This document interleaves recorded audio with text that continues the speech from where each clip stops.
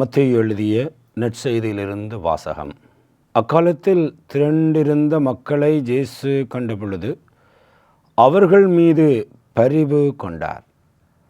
அவர்கள் ஆயனில்லா ஆடுகளைப் போல அலக்களிக்கப்பட்டு சோர்ந்து காணப்பட்டார்கள். அப்பொழுது தம் சீடர் நோக்கி, அறுவடையோ மிகுதி, வேலையாட்களோ குறைவு. ஆகையால் தேவையான வேலையாட்களை தமது அறுவடைக்கு அனுப்பும்படி அறுவடையின் உரிமையாளரிடம் மன்றாடுங்கள் என்றார்.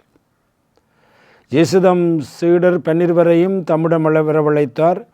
தீய ஆவிகளை ஓட்டவும் நோய் நொடிகளை குணமாக்கவும் அவர்களுக்கு அதிகாரம் அளித்தார். அத்திருத்துதர் 12 பெயர்கள் பின்வருமாறு: முதலாவது பேதுரு என்னும் சீமோன், அடுத்து அவருடைய சகோதரர் அந்திரேயா, செபதேவின் மகன் யாக்கோபு, அவருடைய சகோதரர் ஜோவான், பிலிப்பு, பாத்துலேமோயு, தோமா, வரி தண்டினவராகிய மத்தேயு, அல்பேயுவின் மகன் யாக்கோபு, ததேயு, தீவிரவாதியாயிருந்த சீமோன், இயேசுவை காட்டிக் கொடுத்த யூதாஸ் கரியோத்து. இயேசு இந்த 12 அனுப்பிய பொழுது அவர்களுக்கு அறிவுரையாக கூறியது: பிற இனத்தாரின் எந்த பகுதிக்கும் செல்ல வேண்டாம், சமாரியாவின் நகரிதிலும் நுழைய வேண்டாம், மாறாக வழி தவறிப்போன ஆடுகளாகிய இஸ்ராயேல் மக்களிடமே செல்லுங்கள். அப்படி செல்லும் பொழுது விண்ணரசு நெருங்கி வந்துவிட்டது என பறைசாற்றுங்கள். நலம் குன்றியவர்களை குணமாக்குங்கள், இறந்தோரை உயிர் பெற செய்யுங்கள், தொழுநோயால் நலமாக்குங்கள், பேய்களை ஓட்டுங்கள், கொடியாக பெற்றீர்கள், கொடியாகவே வழங்குங்கள். இது வாழ்வு தருகின்ற கிறிஸ்து இயேசுவின் நற்செய்தி. கிறிஸ்துவே உமக்கு புகழ். இறைவனால் ஏந்தப்பட்ட நாங்கள் மற்றவர்களை ஏந்த முன்வர வேண்டாம். ஆண்டவன் இயேசுவில் அன்பார்ந்தவர்களை, இன்று நாங்கள் பொதுக்காலத்தினுடைய 11ஆம் வாரத்திலே இருக்கிறோம். அந்த வாரத்தில் இந்த ஞாயிற்றுக்கிழமையிலே ஆண்டவருக்கு நாங்கள் நன்றி பலி ஒப்புக் கொடுக்கிறோம். இந்த 3 வாசகங்களை வாசித்த பொழுது எனக்கு ஒரு நினைவு வந்தது. கடந்த வருடம் நாங்கள் பண்டத்திருப்பு தியான இல்லத்திலே எங்களுடைய வருடாந்த குருக்களுக்கான தியானத்தை மேற்கொண்ட பொழுது அதிலே ஒரு எங்களுக்கு போதகராக வந்தவர் ஒரு இயேசு சபை குருவானவர். அந்த இயேசு சபை குருவானவர் தங்களுடைய இயேசு சபையிலே ஒரு பிரதர் இருந்து எளிமையான பணியை செய்த ஒருவர் ஒரு புனிதராக மாறியிருக்கிறார் என்று அவருடைய வாழ்க்கையை பற்றி எங்களுக்கு சொன்னார். அப்போ நான் அந்த வாழ்க்கையை இன்றைக்கு ஒருக்கா கூட அறிய வேண்டும் என்று நான் அதை படித்த பொழுது அவருடைய வாழ்க்கை இன்றைய வாசகங்களுக்கு மிகவும் அழகான ஒரு உதாரணமாக இருக்கிறது. இன்றைய நாளினுடைய ஒரு மைய தலைப்பாக எதை நான் எடுத்தேன் என்றால், கடவுள் எங்களை பல கடினமான வாழ்வுக்கூடாக, துன்பங்களூடாக, பல வேதனைகளூடாக எங்களை ஏந்தி வந்திருக்கிறார், தாங்கி வந்திருக்கிறார். அதை நாங்கள் உணர்கின்ற பொழுது ஆண்டவர் எங்களை மீண்டும் இந்த உலகத்துக்குள்ளே அனுப்புகிறார் என்னத்துக்காக சொன்னால், மற்றவர்கள் கஷ்டப்படுகிறவர்கள், துன்பப்படுகிறவர்கள், வேதனை இருக்கிறவர்களை நீங்கள் தாங்க வேண்டும் என்று அனுப்புகிறார். இதைத்தான் ஒரு மைய செய்தியாக இன்றைய இந்த 3 வாசகங்களிலே நான் பார்க்கிறேன். ஆகவே தான் இந்த அருட்சகோதரருடைய வாழ்வு எங்களுக்கு ஒரு மிக அழகான வாழ்வாக இருக்கிறது. அவருடைய பெயர் புனித அல்ஃபோன்சஸ் ரோட்ரிகஸ். இவர் ஒரு பெரிய பிரசங்கியாரோ அல்லது ஆயரோ இறையியலாளரோ அல்ல. ஒரு சாதாரண ஜெசுவிட் சபையை சார்ந்த சகோதரர், எளிமையான ஒரு சகோதரர். ஆனால் அவருடைய வாழ்க்கை ஒரு மிகப்பெரிய செய்தியை எங்களுக்கு தருகிறது. அவருடைய வாழ்வு எங்களுக்கு தருகின்ற செய்தி என்னவென்றால், கடவுள் நம்மை தாங்கும் பொழுது நாங்கள் பிறரை தாங்குகின்ற மனிதர்களாக வாழ வேண்டும் என்ற செய்தியை இன்றைய வாசகங்களோடு அவருடைய வாழ்க்கையும் எங்களுக்கு தருகிறது. புனித அல்ஃபோன்சஸ் ரோட்ரிகஸ் 1531ஆம் ஆண்டு ஸ்பெயினிலே பிறந்தார். அவருடைய தந்தை ஒரு மிகப்பெரிய கம்பளி வியாபாரி. அந்த குடும்பம் மிக மிக வசதியான குடும்பம். சிறு வயதில் அவர் ஜெசுவிட் சபையினுடைய அந்த கல்வியை பெற்றார். பீட்டர் பேபர் என்கின்ற முதலாவது ஜெசுவிட்களில் ஒருவரே அவருக்கு முதல் நற்கருணை தயாரிப்பு அளித்தார். இப்படாக ஒரு ஜெசுவிட் குருக்களோடு தான் அவர் தன்னுடைய அந்த உருவாக்கத்தை பெற்றார். 14வது வயதிலே ஒரு பெரும் பேரதிர்ச்சி காத்திருந்தது. மிக பெரும் பணக்கார குடும்பத்திலே பிறந்த இவருடைய தந்தை இறந்து விட்டார். அதன் காரணமாக இவர் தன்னுடைய படிப்பை நிறுத்தி குடும்ப வியாபாரத்தை செய்ய வேண்டிய ஒரு துர்ப்பாக்கிய நிலைக்கு அவர் தள்ளப்பட்டார். அதுக்கு பிற்பாடு 26 வயதில் மரியா சுவாரஸ் என்கின்ற பெண்ணை திருமணம் செய்தார். அவருக்கு 3 குழந்தைகள் பிறந்தன. வாழ்க்கை மகிழ்ச்சியாக ஓடிக்கொண்டிருந்தது. ஆனால் சில ஆண்டுகளுக்குள்ளே மீண்டும் ஒரு பேதரிச்சி அவருடைய வாழ்க்கைக்குள்ளே வந்தது. அவருடைய 2 குழந்தைகளும் இறந்தார்கள். அதனைத் தொடர்ந்து அவருடைய மனைவி இறந்தார். பின்னர் அவர் உயிரோடு இருந்த கடைசி குழந்தையும் இறந்து விட்டது. வியாபாரமும் நட்டமடைந்து விட்டது. அன்பார்ந்தவர்களே, ஒரு பயங்கரமான ஒரு காலகட்டத்திலே அவர் வாழ்ந்து வந்தார். இந்த உலகத்தில் ஒரு மனிதன் அனுபவிக்கிய மிக பெரும் இழப்புக்களை அவர் சந்தித்தார். இந்த இழப்புக்களின் மத்தியிலே தான் அவர் கடவுளை விட்டு விலகவில்லை. சாதாரண மனிதர்கள் தான் இந்த கடவுளை விளைவிப்பார்கள். ஆனால் இந்த அல்ஃபோன்சஸ் ரொட்ரிகர் வேறொரு வழியை தேடினார். அவர் கடவுளுக்குள்ளே போனார். அவர் சிவத்திலே ஆறுதலை தேடினார். தினமும் பல மணி நேரம் இறைவனோடு உரையாடினார். தன்னுடைய வாழ்க்கை சிதைந்த போதிலும் கூட அந்த வாழ்க்கையினுடைய அந்த உடைந்த பகுதிகளுக்கு கூட கடவுள் என்னை கைவிட்டு விடவில்லை என்ற நம்பிக்கையை ஆழமாக அவர் தனக்குள்ளே வைத்து கொண்டார்.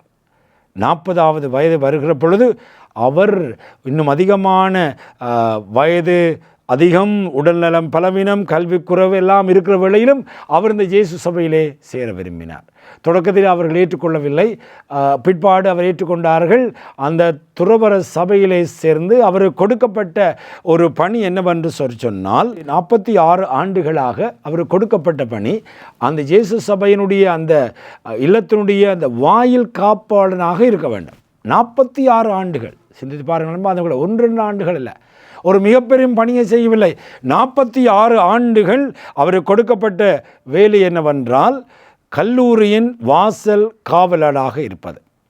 இது பார்த்தால் ஒரு சாதாரண வேலை போல் தோன்றலாம். ஆனால் இதை அவர் மிக பெரும் ஒரு பணியாக செய்தார். இந்த கஷ்டமான காலங்களில் எப்படி கடவுள் தன்னை தாங்கி தனக்கு அருளையும் ஆசிரியையும் கொடுத்தது போல அவர் மற்றவர்களை தாங்க தொடங்கினார். அவர் அந்த வாயில் காப்பாளராக இருக்கிற பொழுது பலர் தங்களுடைய குடும்ப பிரச்சனைகளை பகிர்ந்தனர், தங்களுடைய துன்பங்களை சொன்னனர், தங்களுடைய ஆன்மீக அந்த ஆலோசனையை கேட்டனர். எல்லாவற்றையும் அவர் கவனமாக கேட்டார். ஒரு புன்னகை, ஒரு ஆறுதல், ஒரு வார்த்தை, ஒரு சிறிய சுபம், இவற்றைத்தான் 46 ஆண்டுகளாக செய்தார். இதன் மூலமாக ஆயிரக்கணக்கான மக்களுடைய வாழ்க்கையை தொட்டார். இப்படியான எளிமையான பலருடைய வாழ்க்கையை தொட்டு பலரை சுமந்து சென்றதற்காக அவரை ஒரு புனிதராக உயர்த்தியிருக்கிறார்கள். அன்பார்ந்தவர்களே, ஒரு அழகான வாழ்வாக எங்களுக்கு இருக்கிறது. இன்றைக்கு ஆண்டவர் நமக்கு தருகிற செய்தி அதுதான். உன்னுடைய வாழ்வை நான் தாங்கியிருக்கிறேன், உன்னுடைய துன்பங்கள் மத்தியிலே உன்னை தாங்கியிருக்கிறேன், உன்னை சுமந்து வந்திருக்கிறேன், உன்னை அனுப்ப போகிறேன் நீ மற்றவருடைய வாழ்வை தாங்குவதற்காக. இன்றைய முதல் வாசகத்தை நாங்கள் எடுத்து பார்க்கிற பொழுது இஸ்ராயேல் மக்கள் அங்கிருந்து வந்து சீனாய் மலையின் பாலைவனத்தை அடைந்து அவர்கள் பாலைவனத்தில் பாளையம் இறங்கினார்கள். ஒரு இடத்துல வந்து அவர்கள் ஒன்றாக இருக்கிறார்கள். அழைத்து வந்த மோய்சன் மேலே போகிறார். மேலே போகிற பொழுது அங்கே ஆண்டவர் அவரோடு பேசுகிறார். பேசி ஒரு அழகான அறிவுரையை சொல்கிறார். நீ இஸ்ராயேல் மக்கள் யாக்கோபின் குலத்தாருக்கு சொல்ல வேண்டிய, அறிவிக்க வேண்டிய ஒரு செய்தி, ஒரு காத்திரமான செய்தியை கொடுக்கிறார். நீங்கள் நாங்களும் அந்த செய்திக்கு செவிமடுக்க வேண்டும். அந்த செய்தி என்னவென்றால், நான் எகிப்துக்கு செய்தவற்றையும் உன்னை அற்புதமான முறையிலே எகிப்திலிருந்து கொண்டு வந்த எத்தனை புதுமைகளை செய்தேன், எத்தனை பார்வோனுடைய மன்னனுடைய அந்த இதயம் இறுக இறுக இறுக நானும் எத்தனையோ புதுமைகளை செய்துதான் உங்களை நான் இந்த பாலைத்து கொண்டு வந்தேன். அதை நினைவு கொள்ளுங்கள், சிந்தியுங்கள், அதை நினைத்து கொள்ளுங்கள். நான் கழுகையில் இறக்கும் மேல் உங்களை ஏந்தி என்னிடம் வந்து சேர செய்ததையும் நீங்கள் கண்டீர்கள். அழகான ஒரு உருவகத்தை சொல்லுகிறார். நான் உன்னை தாங்கி வந்தேன் என்று சொல்லவில்லை, ஒரு கழுகுகளின் இறக்கைகள் மேல் உங்களை ஏந்தி வந்தேன். இந்த கழுகுகளின் இறக்கைகள் மேல் ஏந்தி வந்தேன் என்பதை நாங்கள் ஒவ்வொரு நாளும் சிந்தித்து பார்க்க வேண்டும். நண்பர்களே, எங்களுடைய வாழ்க்கையில் எத்தனையோ கட்டங்கள், எத்தனையோ துன்பங்கள், துயரங்கள் எங்களுடைய இந்த வாழ்க்கையில் இஸ்ராயேல் மக்களுடைய வாழ்க்கை மாத்திரமல்ல, இன்று எங்களுடைய வாழ்க்கை, என்னுடைய தனிப்பட்ட வாழ்க்கையில் கூட கிட்டத்தட்ட 37 ஆண்டுகள் நான் குருவாக இருந்திருக்கிறேன். இந்த 37 ஆண்டுகளுக்குள்ள எத்தனை விதமான பிரச்சனைகள், துன்பங்கள், கஷ்டங்களூடாக ஆண்டவர் எங்களை தாங்கி இந்த கணத்திலே வந்து இந்த மறையுரையாற்றுகின்ற இந்த கணம் வரை ஆண்டவரனை தாங்கி இருக்கிறார். அது ஒரு ஆழமான இறை அனுபவமாக இருக்கிறது, அது ஒரு நினைவாக இருக்கிறது. ஆகவேதான் ஆண்டவர் சொல்லுகிறார், இதை மக்கள் நினைச்சு பார்க்க வேண்டும். இப்படி ஒரு அதிசயங்கள் அற்புதங்களை நான் செய்திருக்கிறேன். அப்படியே அதை நீங்கள் நினைத்து வாழ்ந்தால், இந்த உடன்படிக்கையின்படி வாழ்ந்தால் நீங்கள் எனக்கு தனி சொத்தாவீர்கள், நீங்கள் குருத்துவ அரசராகவும் தூய மக்களினமாகவும் இருப்பீர்கள் என்ற ஒரு அழகான உடன்படிக்கையின் செய்தியை ஆண்டவர் நமக்கு தருகிறார். இரண்டாவது, இந்த பதிலுரை பாடலிலே சங்கீதத்திலே இன்னும் ஒரு அழகான உருவகத்தை தருகிறார். நாம் அவர் மக்கள், அவர் மேய்க்கும் மாடுகள். இது ஒவ்வொரு நாளும் நாங்கள் சொல்ல வேண்டிய வார்த்தைகள். நான் யார், என்னுடைய அடையாளம் என்ன, என்னுடைய படிப்பா பட்டமா என்னுடைய இதுகளா, என்னுடைய அடையாளம் யார் என்று சொன்னால் நான் அவருடைய மக்கள், கடவுளுடைய மக்கள், கடவுளுடைய பிள்ளைகள், அவர் மேய்க்கும் மாடுகள் தான் நாங்கள். ஆகவே என்னுடைய அகங்காரம், என்னுடைய பெருமை, என்னுடைய தற்பெருமை அல்ல என்னுடைய அடையாளம். என்னுடைய அடையாளம் என்னவென்றால் இறக்கைகள் மீது ஏந்தி கொண்டு வரப்பட்ட ஒரு மகன் மகள். நான் அந்த ஆண்டவருடைய பிள்ளை, அவர் மேய்க்கின்ற ஒரு ஆடு என்ற உணர்வோடு நாங்கள் வாழ வேண்டும். இதெல்லாம் ஒரு நினைவுகள் அன்பார்ந்தவர்களே. இரண்டாவது வாசகத்தில் இன்னும் ஆழமாக நம்முடைய பவுல் சொல்லுகிறார், நல்லவர் ஒருவருக்காக அன்பு கொடுக்கலாம், ஒருவர் இறக்கலாம், எல்லாம் இருக்கலாம். ஆனால் நாங்கள் பாவிகளாக இருந்த பொழுதே இயேசு எங்களுக்காக மரணித்தார். ஒரு அழகான உருவகம். அதாவது கடவுள் யார், நான் இருந்த முந்தைய நிலை என்ன, இன்றைய நிலை என்ன, இந்த நிலையில் நான் இருப்பதற்கு இயேசுடைய மரணம் இருக்கிறது. அந்த மரணம் எப்பொழுது ஏற்பட்ட வேண்டாம், நான் ஒரு தூயவனாக, நான் நல்லவனாக இருந்ததன் காரணமாக இயேசு என்னை அன்பு செய்யவில்லை. பாவிகளாக இருந்த பொழுதே, நாம் இறைப்பற்றின்றி வலுவிருந்த பொழுதே ஆண்டவர் எங்களை அன்பு செய்து எங்களுக்காக இறந்து எங்களுக்காக உயிர் கொடுத்தார். அப்படியான ஒரு அன்பு, அழகாக அந்த அன்பை இரண்டாவது வாசகத்திலே புனித பவுல் விளங்கப்படுத்துகிறார். எப்படியான நாங்கள் இருந்த பொழுது, நாங்கள் அவருடைய மக்கள் தான். அவருடைய மக்கள் என்ற பொழுது புனித மக்கள் அல்ல, ஒரு பாவத்தில் இருந்த மக்கள். நாங்கள் இறைப்பற்றி இருந்தவர்கள், வலுவுற்று இருந்த பொழுதே ஆண்டவர் எங்களுக்காக பாவிகளாக இருந்த பொழுதே அவர் எங்களுக்காக உயிர் கொடுத்தார். அப்படியான ஒரு அனுபவத்தை நாங்கள் பெற்றவர்கள் என்று நற்செய்தி அதை இன்னும் ஆழப்படுத்துகிறது. இயேசு எப்படியாக அந்த வலுவுற்றவர்களோடு மக்களோடு ஒன்றிணைந்தார். அந்த அன்பு, பரிவு என்ற வார்த்தை இருக்கிறது. அந்த திரளான மக்கள் வந்த பொழுது இயேசு அவர்கள் மீது பரிவு கொண்டார். கம்பேஷன், அழகான ஒரு வார்த்தையை பாவிக்கிறார். பாவிக்கப்பட்டபடியால் அவர்கள் மேல் அவர்கள் அலக்கடிக்கப்பட்டு சோர்ந்திருந்த பொழுது ஆண்டவர் தன்னுடைய அன்பை இன்னும் ஆழமாக அவர் அங்கே கொடுக்கிறார். ஆகவே இந்த வாசகங்களை பார்க்கிற பொழுது இந்த அடிப்படையில் இயேசு என்ன சொல்லுகிறார் என்றால், இப்படியாக இந்த உலகத்திலே அலக்களிக்கப்பட்ட மக்கள், துன்பப்பட்ட மக்கள் எல்லாம் இருக்கிற பொழுது என்ன செய்ய வேண்டும் என்பதை சிந்தித்த இயேசு செபிக்கிறார். செபந்தான் எங்களுடைய வாழ்க்கையிலே முக்கியம். என்ன மாதிரி செபிக்கிறார் என்றால், அறுவடையோ மிகுதி, வேலையாட்களோ குறைவு, ஆகையால் தேவையான வேலையாட்களை தம் அறுவடைக்கு அனுப்பும்படி அறுவடையின் உரிமையாளரை மன்றாடுங்கள். அப்போ இயேசு இந்த உலகத்திலே அலக்கடிக்கப்பட்ட மக்கள், இந்த சோர்ந்து போகிற மக்கள், மனமடிந்த மக்களை பார்க்கிற பொழுது செபிக்க தொடங்குகிறார். எப்படி செபிக்கிறார் என்றால், இந்த உலகத்திலே ஆண்டவருடைய அன்பை அனுபவித்தவர்கள், இந்த கழுகின் மேல் நான் அவர்களை ஏந்தி வந்தேன் என்று உணர்ந்த மக்கள், இந்த பாவிகளாக இருந்த பொழுதே கடவுளங்களை அன்பு செய்தார், கஷ்ட துன்பத்திலே எல்லாவற்றிலும் ஆண்டவர் அன்பு செய்தார் என்று உணர்ந்த மக்கள், இந்த அலக்களிக்கப்பட்ட மக்களை காணுகிற பொழுது அவர்கள் பணி செய்ய போக வேண்டும். இது குருத்துவ துறவர மாத்திரமல்ல, நம்முடைய வாழ்க்கையின் எல்லா கட்டத்திலும் அறுவடையோ மிகுதி, வேலையாட்களோ குறைவு, அலக்களிக்கப்பட்ட மக்கள் எவ்வளவோ இருக்கிறார்கள். இதற்குள்ளே இந்த ஆண்டவருடைய அன்பை உணர்ந்தவர்கள், கழுகைகள் மேல் தூக்கி கொண்டிருப்பதை உணர்ந்தவர்கள் சென்று பணி செய்ய வேண்டும். அதைத்தான் தொடக்கத்திலே பார்த்தோம். இந்த அல்ஃபோன்சஸ் ரோட்ரிகஸ் ஒரு சாதாரண மனிதன், தன்னுடைய வாழ்க்கையிலே இந்த கஷ்டங்கள், துன்பங்கள், மனைவியை இழந்து, பிள்ளைகளை இழந்து, அதுக்கு பிற்பாடு வியாபாரத்தை இழந்து, தனிமையிலே வந்து உடல்நலத்திலாம் போன பொழுது இறைவன் அவரை கைவிடவில்லை. இந்த 3 வாசகங்களிலே இறைவன் சொல்கிற அன்பை ஆழமாக உணர்ந்தார். அப்படியே போய் இயேசு சபையிலே போய் சேரப்போனார். ஏற்றுக்கொள்ளப்படவில்லை. அவர் மீண்டும் மீண்டும் சபித்து சென்றார். 46 ஆண்டுகளாக அந்த அறுவடையை பார்த்த, அந்த வாசலில் இருந்து வந்த அறுவடைகளை பார்த்தார், மக்களை பார்த்தார், அவர்களுக்கு ஒரு புன்னகையை கொடுத்தார், செபத்தை கொடுத்தார், அவர்களுக்கு ஆறுதல் வார்த்தைகளை கொடுத்தார். அதன் மூலமாக பல மனிதர்களை உருவாக்கினார்.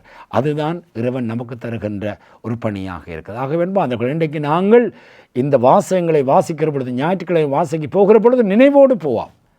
கடவுள் என்னை எப்படி தாங்கினார், என்னுடைய இழப்புகள் மத்தியிலே, கஷ்டங்கள் மத்தியிலே, தனிமைகள் மத்தியிலே எப்படி என்னை தாங்கினார் என்று நான் சிந்திக்கிற பொழுது ஆண்டவர் ஒரு பெரும் அறுவடைக்குள்ளே எங்களை அனுப்புகிறார்.